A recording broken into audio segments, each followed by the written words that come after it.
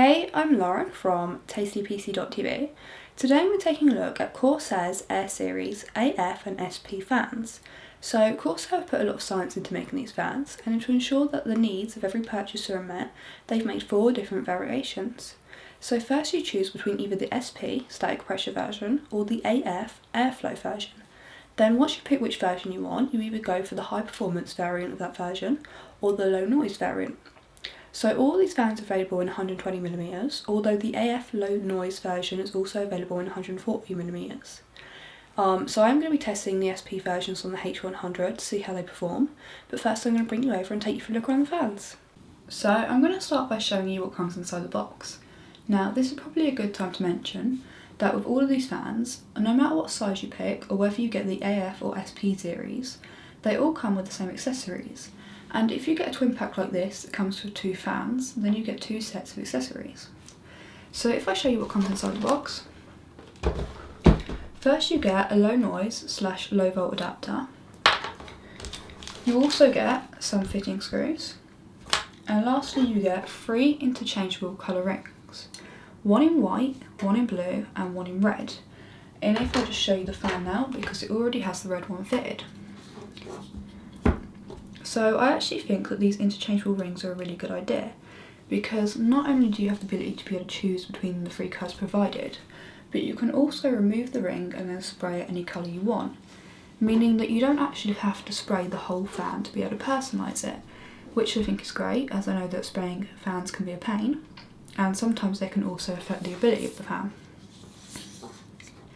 Now I think that these fans would also go really well with Corsair's new gaming series power supplies, which have a very similar colour border in the same colours, red, blue and white. If you're interested in having a look at that, I've already done a review on it. You can find the link to it in the description below. So Corsair have used these rubber corners to help prevent noise and vibration. They also have these little rubber rings that have plastic rings inside, meaning that you can use standard screws rather than having to use the rubber mounts that some manufacturers use. Corsair have also made the cable and connector black, which I think is really nice. So now I'm going to show you the difference between an AF120 fan and an SP120 fan. So taking a look at these 2 fans, it's easy to see the difference between the 2 versions. The AF120 fan has 9 ultra thin high angled blades designed to create high airflow while still being quiet, whereas the SP120 fan has 7 much thicker lower angle blades, which has been designed to create maximum static pressure while once again still being quiet.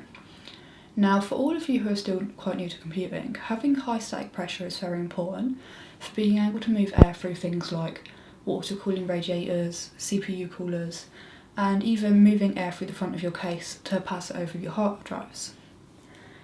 So if you're going to be buying a fan and putting it in an area where the airflow is going to be obstructed, then I would recommend you get the SP series. Whereas if you're going to have your fan in a wide open place or even be using it as an exhaust, then I'd recommend you the AF version.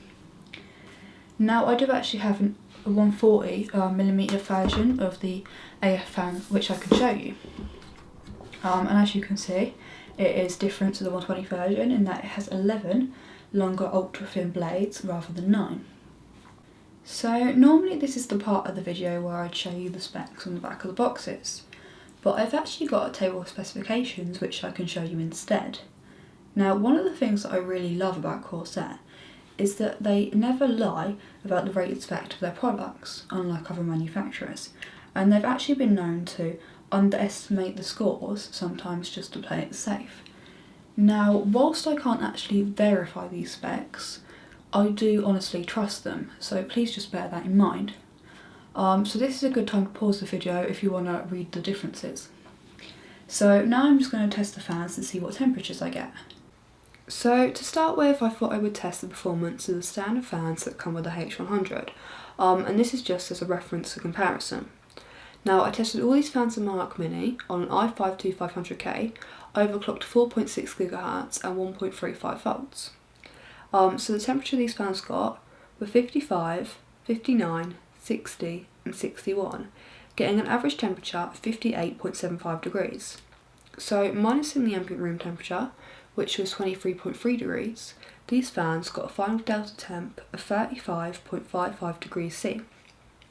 Now, with both the SP fans, I was actually really surprised by how well they did, to the point where I decided to retest them. And I actually filmed the process so you can see that these are the actual results. So the SP120 quiet fans got 58, 64, 65 and 63 degrees, getting an average temperature of 62.5 degrees. So minusing the ambient room temperature of 23.1 degrees, these fans got a final delta temp of 39.4 degrees. Now with the SP high performance fans, the temperatures they got were 55, 61, 62 and 61 degrees. So they got an average temperature of 59.75 degrees. So minusing the ambient room temperature of 23 degrees, these fans got a final delta temp of 36.75 degrees. So the original H100 fans were actually designed to showcase the cooling capabilities of the H100 without caring about how loud they are, and it's actually really hard to get a fan that will beat the temperatures of the H100 fans. And when I'm looking for a fan, I will go and look for a fan that has temperatures close to the H100 fans, while being as quiet as possible. So I think for these two fans to get close to the temps, especially the SP120 Quiet Edition version, I think it's just really amazing. So now I'm going to move on to the sound test, although as I don't have a decibel meter, this will only be a rough idea of how they sound.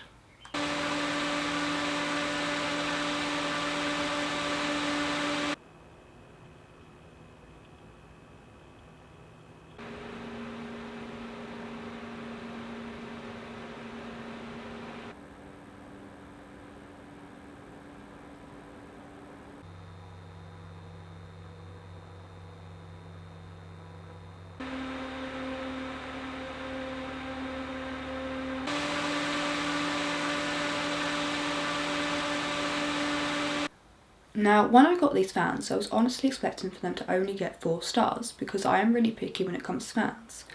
But when I tested them, I was actually really surprised with how good they are, to the point where I actually tested them a couple more times, just in case I'd done something wrong.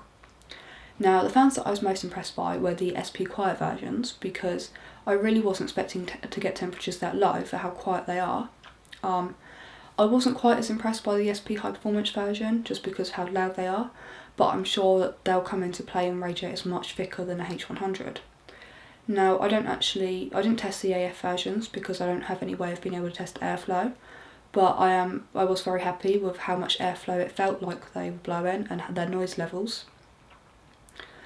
But like I said, when I got these fans, I thought I'd be giving them 4 stars, and after testing them again and again, I really do think they deserve 5 stars. So in that case, I'm going to give Corsair's Air Series fans the 5-star Gold Award.